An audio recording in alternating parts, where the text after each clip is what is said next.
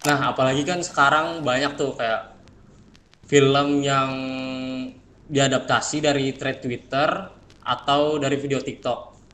Kadang belum juga riset udah langsung dibikin tuh filmnya, jadi kayak kerasa banget buru-burunya. Iya sih kan, kalau kita lihat kan, kalau yang kemarin itu kan ada pabrik gula, ada KKN Desa Penari, ya kan seperti itu kan. Tuh, tuh. Selamat datang di obrolan santai kita, di mana kita pengen bahas yang lagi rame di kepala kita berdua nih. Perkenalkan dulu, gue Amai dari mahasiswa dari Teknologi Informasi, yang dimana kalau pusing ngoding ya pelampiasannya salah satunya adalah nonton film. Dan bisa perkenalkan diri. Dan gue Harry, jadi di podcast kali ini kita mau ngebahas nih suatu hal yang mungkin aku atau kalian pernah pikirin atau rasain tentang kenapa sih film horor Indonesia gitu-gitu aja. Oke, sebelum kita mulai, kita pengen tahu dulu nih, salah satu teman kita ini genre favoritnya tuh untuk perfilman itu apa aja sih? Mungkin itu action, horror, atau apa nih? Coba. Kalau gue sih sukanya film yang bergenre action sama thriller. Kalau film horor suka juga sih, tapi kalau nemu yang pas, karena ya menurut gue nih mostly ya film horor Indonesia itu kebanyakan ngandelin jump scare doang, sedangkan alur ceritanya kayak ngasal dan kayak template. Kalau lo gimana? Kalau gue ya, untuk genre film yang disuka ya, untuk disuka itu ada beberapa. Kayak sci-fi, ada action, ada thriller, ada juga horor. Nah, kebetulan kita bahas horor nih kan, karena judul kita juga, YouTube kita ini judulnya tentang horor. Ya, pengalaman menonton film horor itu sih, kalau dari awal ya, awal suka itu sejak kelas 9 SMP. Jadi itu memang awal-awal suka, semenjak dulu tuh memang masih sukanya superhero aja kan. Jadi ada tambahan genre lah yang disuka itu, dan itu genrenya adalah horor, dimana banyak yang, kalau ini horor itu roller coaster sih kalau dibilang ya, kayak ada nemu yang jelek, ada yang nemu bagus, dan ada yang nemu bagus banget biasanya. Tapi disclaimer dulu ya, kalau kita di sini tidak menjelek-jelekan horor Indonesia itu. Ya ibaratnya kita juga sebenarnya suka film horor, dan kita ingin film horor Indonesia itu juga berkembang. Betul. Oke, jadi sebelum kita masuk nih ke pembahasan utama tentang kayak pola utama dari film horor Indonesia itu yang repetitif, jadi kita kilas balik dulu nih kayak gimana sih sejarah film horor itu di Indonesia. Oke, kita bahas pelan-pelan ya. Jadi for your information aja guys, kalau film horor Indonesia itu sudah ada pada tahun sejak 1940-an, dimana itu baru masuknya itu genre horor. Dan pada mencapai keemasan genre horor itu pada tahun 1980. Dan pada tahun 2001 ada satu film yang sukses besar, yaitu satu film bernama Jelangkung 2001, di mana dia memenangkan festival di Bandung pada tahun 2002. Oke, jadi film horor ini sering nih ngangkat cerita rakyat, mitos lokal, bahkan kayak cerita asli gitu yang kayak misal pemuda dari tahun 2009. Nah, jadi jelas kan kayak genre horor ini terbilang populer dan berkembang, tapi ini kayak sekarang tuh kesannya kayak gitu-gitu aja. Nah, kalau memang dari sejarahnya seperti itu ya, kayak horor ini memang punya tempat spesial di hati penonton sinema Indonesia atau penonton film Indonesia. Tapi makin kesini itu agak disayangkan ya, kayak kerasa copy paste-nya itu di mana-mana. Jadi satu film pun bisa ngopi paste film yang lain dengan formula yang sama. Selanjutnya. Betul sih. Dan kalau kita tarik benang merahnya nih ya, kayak film horor Indonesia tuh punya pola yang sama kayak alurnya kayak ngelanggar tempat terlarang atau ada kayak tokoh pemuka gitu, misal kayak dukun, kiai, dan juga twist ending yang bahkan karena twist ending itu malah jatuhnya jadi gaje yang awalnya udah bagus nih, pas endingnya malah jelek gitu, kayak seolah-olah maksa. Bener, bahkan settingnya itu loh. Biasanya entah di rumah angker, rumah berdebu, atau tempat-tempat tua yang gak jelas datang asal-usulnya dari mana tempat-tempat itu udah kelihatan tuh kalau formula horornya Indonesia tuh kayak gitu-gitu aja sebenarnya kan. Kayak ini tuh sebenarnya kalau ada satu teori ya yang menyebutkan kalau teori itu namanya Jacques Derrida, yang intinya itu dekonstruksi, yang intinya membongkar struktur lama dan menyusun ulang makna supaya kelihatan baru. Tapi karena polanya sama, ujung-ujungnya film-film itu tetap kerasa familiar, kayak ujung-ujungnya cuman kayak oh ini film horor yang ada di sekolah angker atau tempat angker, seperti gitu-gitu aja. Nah iya, jadi walaupun bentuk luarnya itu diacak-acak nih, sedangkan struktur dalaman itu polanya kayak sama gitu, berulang-ulang, tetap aja kesannya sama. Dan orang-orang yang ngerasa itu jadi mikir nih kayak, loh kok kayak horor-horor sebelumnya gitu, film-film sebelumnya. Itu yang itulah yang ingin kita bahas. Jadi kadang itu ya kita mikir kayak nonton film horor baru itu kayak oh ini udah pernah lihat nih di film sebelumnya, cuman ini versi lainnya aja, anggap itu versi 1 dan ini versi 2 yang baru itu, cuman seperti itu aja. Nah cuman beda kemasan doang gitu tuh, kayak bahkan ceritanya tuh yang bukan benar-benar baru, anggapannya cuman kayak ambil cerita lokal dibuat lagi jadi cerita horor baru, padahal formulanya sama. Nah, jadi walaupun diganti-ganti suasananya atau kemasannya diganti, depannya diganti, ya pondasinya sama, bisa itu efeknya itu loh, yang bisa ngebuat penonton itu jenuh sama menonton film horor itu, kayak bikin bosan kayak. Nah apalagi kan sekarang banyak tuh kayak film yang diadaptasi dari thread Twitter atau dari video TikTok. Kadang belum juga riset udah langsung dibikin tuh filmnya, jadi kayak kerasa banget buru-burunya. Iya sih kan, kalau kita lihat kan kalau yang kemarin itu kan ada pabrik gula, ada KKN Desa Penari, ya kan seperti itu kan. Tuh. Dan gue juga akhir-akhir ini kayak nyari tahu, dan ternyata film horor Indonesia itu yang paling mendominasi di layar lebar Indonesia. Kayak menurut Cinepoint nih, sebuah aplikasi yang menyajikan rating dan data box office film lokal dan internasional, itu nyebut kalau ada 151 film Indonesia yang diantaranya 63 film horor, sedangkan genre drama 54 film. Serius? Gue kira biasanya kan Indonesia ini drama ya. Biasanya kan drama itu paling banyak tuh di Indonesia tuh. Berarti hampir semuanya office sinema Indonesia ini horor dong. Ya bisa dibilang ya emang gitu sih. Dan gue juga sempet ngecek di Wikipedia tuh, kayak film teraris sampai podcast ini dibuat tuh yang nomor 1 itu film horor Indonesia, yaitu KKN Desa Penari. Bahkan disusul nih sama film horor juga ya, walaupun ada unsur komedinya lah, itu film agak lain. Oh iya, film agak lain ya. Gue juga nonton tuh film. Oke, tapi ada alasannya juga sih sebenarnya kenapa penonton horor Indonesia tuh, walaupun kita tahu kan polanya itu repetitif ya, ngulang-ulang aja kan, polanya sama gitu. Tapi ada sebuah jurnal yang gue baca ya, dengan judulnya itu Between Profit and Quality, A Challenge of Indonesian Cinema. Jadi di situ ada mengutip bahwa yang menyebutkan bahwa kalau Indonesia ini termasuk yang nggak mau coba-coba atau eksperimental dengan genre lain, dan menganggap horor itu yang sudah paling menjamin di perfilman Indonesia ini loh. Oh jadi berarti bukan tentang kreativitas doang nih, berarti kayak tentang strategi dagang dong. Ya kayak contohnya aja kan yang tadi lo bilang sebelumnya kan ada tuh, kayak berdasarkan kisah nyata, tweet TikTok atau tweet horor, tweet Twitter gitu-gitu.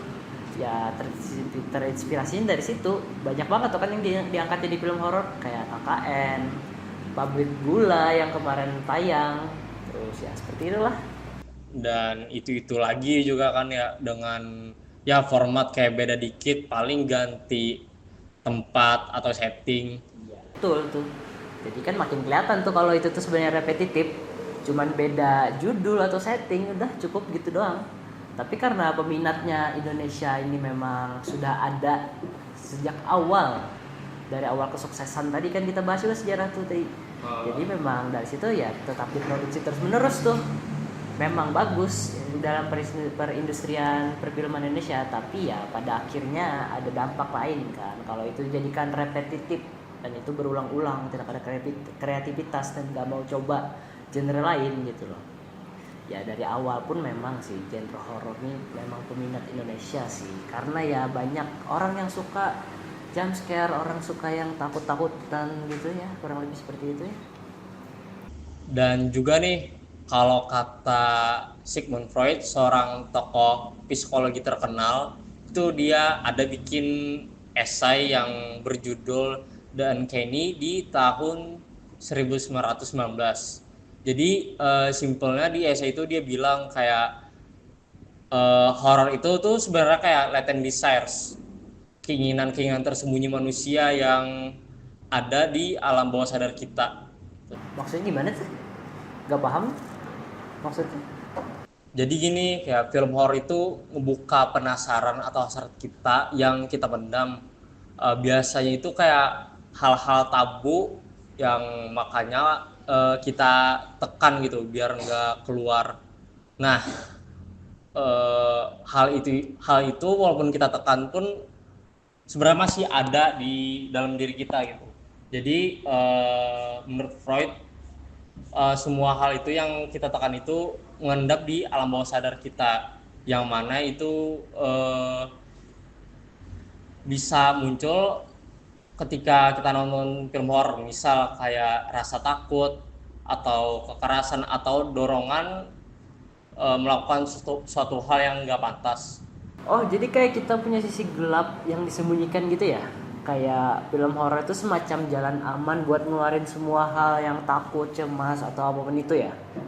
Iya, meskipun kadang nih ceritanya tuh bisa ditebak, tapi asal itu bisa nge-trigger sisi gelap kita tetap tertarik buat nonton, karena relate, kita otomatis kayak nggak sadar gitu kalau kita tertarik buat nonton. Oh, mungkin karena itu juga ya, banyak produser host dari film itu tuh ngambil jalur aman, bikin film yang udah pasti laku, dan itu daripada gambling daripada gambling dengan konsep baru, membuat film dengan genre baru atau eksperimental, ya bakalan nggak aman gitu jalannya. Mungkin seperti itu ya untuk dari sisi dari produser host ya. Lagi pula dari sisi produksi ya, sebenarnya horor itu kayaknya nggak butuh banyak lokasi yang mewah atau CGI mahal kayaknya ya. Kayak yang penting itu pencahayaan yang gelap atau efek suara yang menggelegar atau bahkan seperti suara-suara guntur yang tidak jelas itu ya, atau sama aktor yang biasanya meyakinkan takutnya padahal sebenarnya itu kayak nggak masuk di logika kan sebenarnya cara mereka berakting, karena memang namanya juga acting kan ya, kita nggak bisa nyalakan juga kan. Jadi ya udah cukup bikin tegang kan dari sisi semua itu. Ya nggak pernah kayak nggak berani ngambil resiko gitu kan. Ya sih, benar juga sih. Mungkin itu ada dampaknya ya biasanya ya.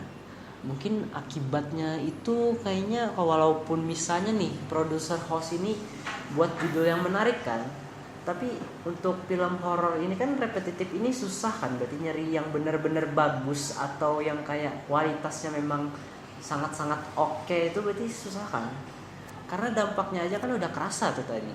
Mungkin ada penonton yang merasa bosan, kayak kreativitasnya kurang, karena kan memang formulanya kan cuma itu aja, entah itu mitos lokal, dongeng legenda, urban legend seperti itu kan. Hampir semua produser itu malah jadi kayaknya mau fokusnya itu ke horor dan horor kan. Iya sih, gue sebenarnya mikir kayak gitu juga, kayak pas udah nonton tuh kayak loh kok gini doang gitu. dan penonton tuh juga ikutan mikir kok orangnya gini-gini doang, jadinya ya udah tertanam gitu kalau film horor Indonesia itu kayak template untuk bagi banyak orang. Jadi ini sebenarnya kesian sih, kayak punya dampak buruk untuk filmmaker yang baru atau yang berbeda, karena mereka gak punya kesempatan gitu, kayak karena mungkin film horor Indonesia itu dianggap udah kayak template, jadinya sisanya itu sama, gak ada yang unik. Iya dong, berarti kayak mereka itu memang nggak mau ambil resiko karena nggak mau kayak ambil genre baru, jadinya kayak kreativitas kurang. Pastinya mereka kayak mending aku bikin film horor aja nih, pasti laku. Ambil dari cerita mana, udah pasti laku. Mungkin kayak gitu ya pikiran mereka ya. Karena mungkin ngejar jumlah yang mungkin itu jumlah uang yang lumayan besar.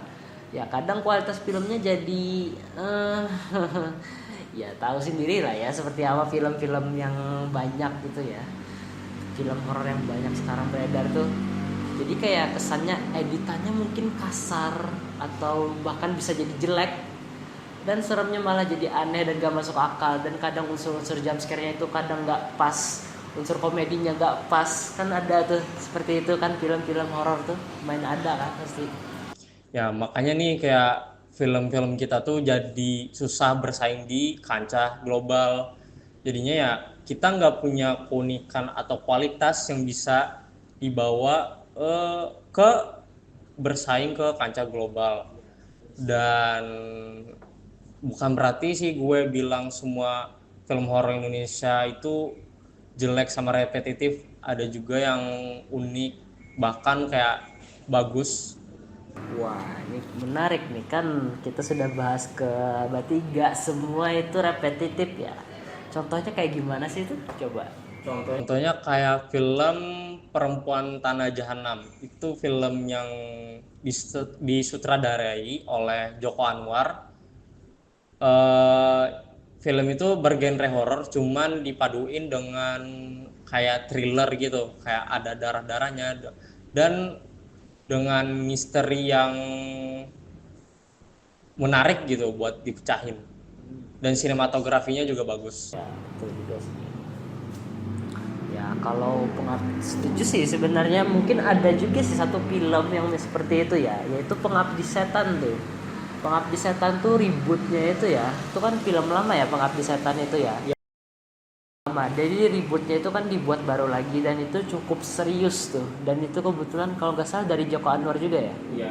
Ya, karena itu sinematografinya juga gila sih sebenarnya, bagus banget sih itu. Emang salah satu sutradara top sih. Iya sih, memang sih Pengabdi Setan juga karena sempat mencari juga ini ya. Katanya Pengabdi Setan 1 sama 2 itu udah pakai teknologi IMAX tuh. Yang kayak ngebuat film tuh semakin berkelas sebenarnya. Kayak mungkin filmnya itu lebih wow di situ ya. Mungkin ya pada sebenarnya lebih kerasa itu Pengabdi Setan 2 sih. Itu udah kayak wah, itu sebenarnya keren banget sih ya di situ. Ya tapi kembali lagi sih ke faktor produksi. Kalau dibikinnya dengan dana fantastis, ya kemungkinan besar filmnya juga kualitasnya bagus gitu. Iya, benar sih. Biasanya walaupun dana fantastis, kalau cerita yang dibawa jelek sebenarnya ya kita bisa ngetawain ya. Walaupun rata-rata untuk satu film horor itu 2,5 miliar ya. Kalau itu datanya bisa dicari di Google ya. Kalau 2,5 miliar itu rata-rata untuk satu film horor. Jadi itu ya kalau ceritanya jelek pun produksinya pasti jelek. Jadi ya sama aja. Nah, mungkin sekarang kita yang salah satu topik menarik juga nih, yaitu top 3 untuk horor versi lo deh. Duluan deh. Kalau top 3 gue sih ya yang pertama itu Pengabdi Setan 2, dan yang kedua itu Pengabdi Setan 1. Ya bersama lah. Dan untuk ketiganya itu eh, Pintu Terlarang. Berarti kebalik nih, nggak satu dulu baru dua.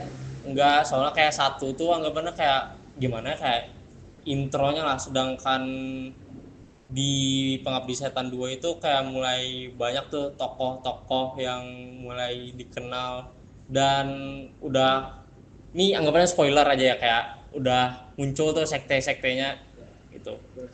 Dan untuk Pintu Terlarang itu tuh menarik sih, kayak bukan ngandelin jump scare atau hantu horornya, tapi kayak bisa kena lah psikologis kita gitu, bikin kita bingung pada akhir film.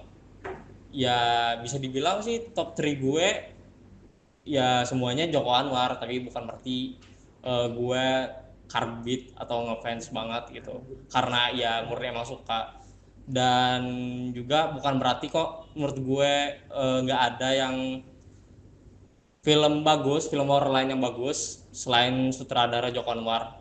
Kalau pertanyaannya top 10 sih ada sih dari sutradara lain. Tapi kalau top 3 lo gimana? Oke, tadi udah top 3 lo ya. Berarti rata-rata Joko Anwar sama Joko Anwar semua mana ya? Bukan ada, kalaupun ada top 10 baru semuanya itu mungkin ada sutradara selain Joko Anwar ya tadi ya. Oke, berarti tadi lo nanya juga ya ke gue ya, masalah top 3 gue. Jadi mungkin top 3 gue itu ada yang pertama ya, Pengabdi Setan pertama aja yang dari tahun 2017. Kenapa Pengabdi Setan 2 nggak masuk? Kalau bagus juga sih. Ya sebenarnya simple aja sih, karena kan itu prolog ya kalau pertama sih. Prolog. Mungkin prolog itu mungkin kayak lebih memorable aja, karena kok bisa Indonesia tiba-tiba buat Pengabdi Setan dan itu benar-benar keren sih. Iya kan. Ya. Karena kualitasnya, karena dia menggunakan IMAX kan dia. Peningkatan yang jauh lah daripada yang versi sebelumnya gitu. Ya memang. Karena ributnya kan dianggap digarap serius, jadi ya wajar kalau itu tiba-tiba naik, dan itu salah satu top pertama buat gue gitu lah. Yang kedua itu ada Makmum. Wah itu kalau nonton Makmum sih sebenarnya itu kan film tahun 2019 ya. Sebenarnya itu yang ini sebenarnya dari segi trauma sih, itu benar-benar bisa bikin kita trauma untuk sholat. Ya emang sih kayak banyak orang bilang kayak semenjak kayak nonton film Makmum, kayak pas sholat itu kayak keinget gitu kalau tiba-tiba ada hantu di belakang. Memang ada satu scene memorable-nya kan, yang kalau ibarat yang pas dia sholat tiba-tiba dari sujud terus bangun, wah itu sih benar-benar takut sih. Apa itu sholat malam kan, bukan sholat yang jam-jam siang kayak jam-jam zuhur atau asar gitu kan, udah pasti wah itu pasti ngeri sih. Yang terakhir itu kayaknya itu Ratu Ilmu Hitam. Wah, itu kan salah satu ribut juga kan, dari Joko Anwar juga kan ditulis filmnya. Cuman mungkin sutradaranya bukan Joko Anwar, Ya, tapi beda. yang nulis ceritanya Joko Anwar. Lupa nama sutradaranya siapa, tapi yang jelas Ratu Ilmu Hitam itu kayak kesannya memang absurd sih, kayak kejadian-kejadian di situ tuh loh yang kayak ngebuat kita wah itu apa sih, kayak gak jelas banget, mana adegan-adegan darah-darah.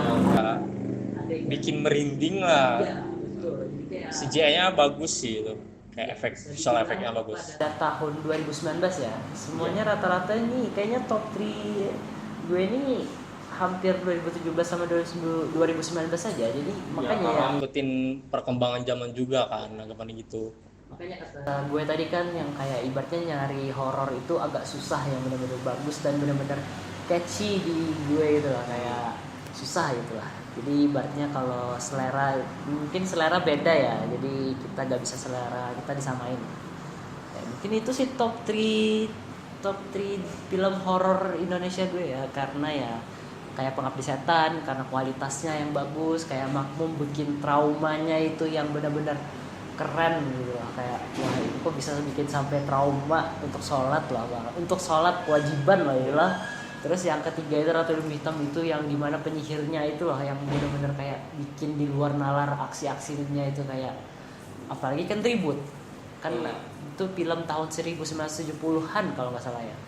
Itu kayak wah itu sih gila sih, kayak keren sih, bisa dibuat lagi dengan kualitas yang bagus, itu keren. Ya setuju sih, kayak top 3 lo ketiganya emang bagus sih. Ya walaupun gua untuk Makmum nggak nonton, sedangkan untuk Ratu Ilmu Hitam ya nonton juga. Dan kalau menurut gue plusnya itu di visual effects-nya, walaupun ya secara feels masih temending yang menurut gue di top 3 gue gitu. Nggak salah sih, kan kita punya selera masing-masing. Iya. Nggak salah. Oke, berarti kita masuk ke selanjutnya nih. Iya nih, kayak udah ngomong lama-lama ya kan. Iya, udah lumayan panjang nih, kayaknya penonton juga udah bosen harusnya nih.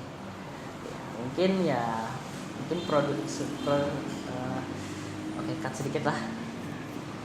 Kita ulang dari berarti. Nah, udah lumayan lama nih kita ngomong. Ya, sudah. Wah, nah ini kita mungkin masuk ke selanjutnya aja ya. Kayaknya kita udah lama banget ngomong sampai kayaknya ada yang bosen nih nunggu dari tadi ya. Iya. Mungkin kita bisa nih ngerangkum sedikit obrolan kita dari tadi nih. Ya, dari pengenalan, sejarah, terus penyebab dan dampaknya lah. Iya, lumayan banyak lah. Mungkin kita bisa mikir nih sebenarnya arah genre kita untuk horor Indonesia ini gimana sih? Coba menurut lo dulu deh, gimana?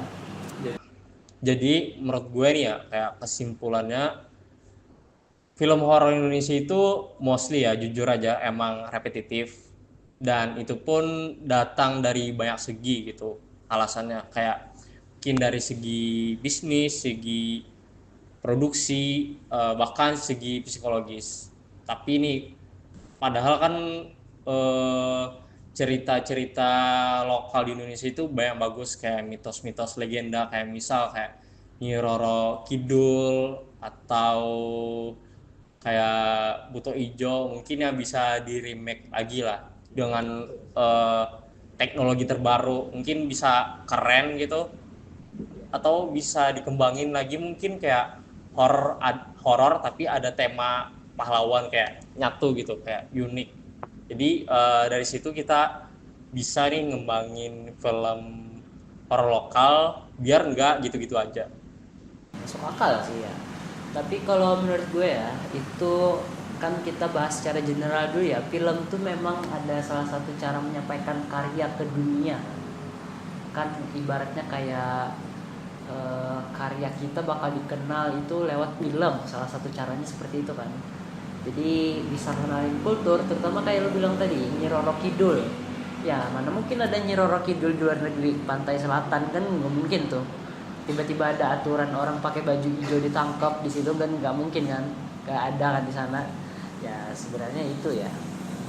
Kalau dengan repetitif ini ya sebenarnya nggak ada salahnya sih untuk Indonesia, buat Indonesia horor itu dengan repetitif.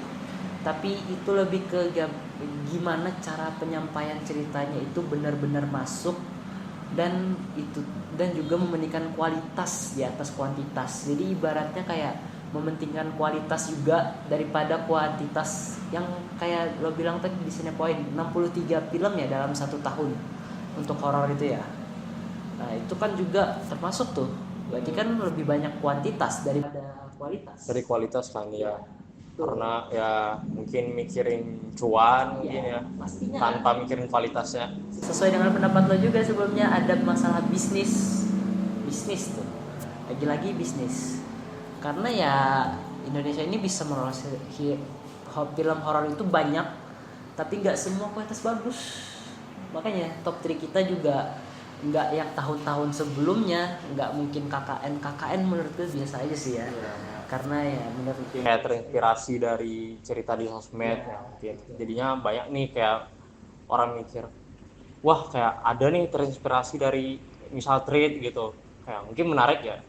Tapi sebenarnya biasa aja ya gitu. Biasa aja, kayak masih banyak better lah filmnya, tapi bukan berarti kayak ngerendahin film Kakak Desa Penari, masih terbilang bagus, cuman ya gitu aja, bukan di selera kami ya. Ya bukan selera aja. Mungkin cara untuk Indonesia bisa bersaing itu ya memperbanyak kualitas aja sih sebenarnya, daripada memperbanyak kualitas daripada kuantitas. Karena kuantitas itu sebenarnya untuk kepentingan industri mereka kan, apalagi produser host film ya. Ya nggak perlu kan kayak bikin film dalam setahun itu, kayak ada sutradara tuh bikin film horor tuh setahun kayak misal 3 film atau 5 film, kayak mending dibikin 1 film aja tapi dengan berkualitas ya, 1 film 1 tahun. Jadi bisa benar-benar bagus sih itu. Dan juga nih saran gue buat kayak sutradara-sutradara, mending dieksplor lagi gitu. Kayak cerita lokal yang mungkin menarik dan enggak kayak template sebelumnya lah. Kayak dukun, ustadz, kiai gitu. Bisa aja kan explore lagi. Dan juga untuk saran bagi para penonton nih, cobalah explore film dengan tema yang unik, jangan ikut-ikutan doang kayak dari video TikTok atau film yang terinspirasi dari Twitter. Karena apa, kalonya semakin banyak penonton yang FOMO, jadinya industri juga bakal bikin film yang kualitasnya kayak gitu-gitu aja, soalnya kan kayak laku terus gitu. Ya sebenarnya kayak bisa dicoba itu dengan cara coba deh nilai kualitasnya juga, jadi jangan cuma FOMO dan nonton gitu loh. Ya. Karena kalau dengan adanya seperti penonton dengan seperti kualitas seperti itu, bisa aja kayak produser itu lazy writing, Ya. malas menulis dengan hanya merubah sedikit konsep dan menjadikan itu film baru, padahal suasana dan nuansanya sama. Ya, Jadi malahan kan harus dari dua sisi juga dong, Ya. bukan dari segi pembuat filmnya, tapi dari penontonnya juga. ya, kalau bisa ya di mindset sih ya. Cuman bagaimana ya? Tapi ya namanya Indonesia, wajar lah. Iya betul.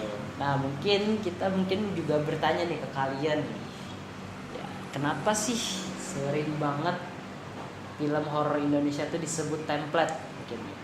Dan kalau mungkin menurut kalian berbeda pendapatnya dengan kami, bisa saja dibantah karena kami juga manusia, pasti bisa salah, wajar. Atau mungkin kasih rekomendasi film horor nih yang unik tapi masih dikit terdengar sama banyak orang gitu, bisa kasih komen di kolom komentar di bawah. Ya mungkin itu bisa ngebuka pikiran kami juga gitu loh, untuk Ya.